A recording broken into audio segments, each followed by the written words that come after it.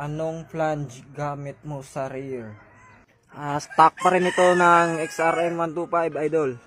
So bali sa spacer lang tayo didiskarte idol. Okay?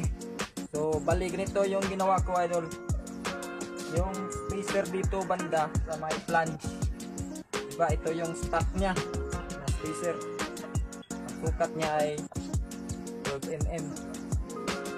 Ang ginawa kong idea, pag hindi kasi pinagtagan to, pasayad siya dito sa brake pad, pasayad siya, kaya yung ginawa ko, pinagtagan ko ng washer dito para maging 15mm siya.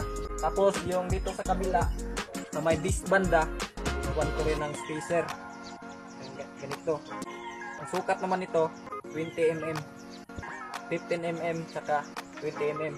Kaya tara, kabit natin, let's go.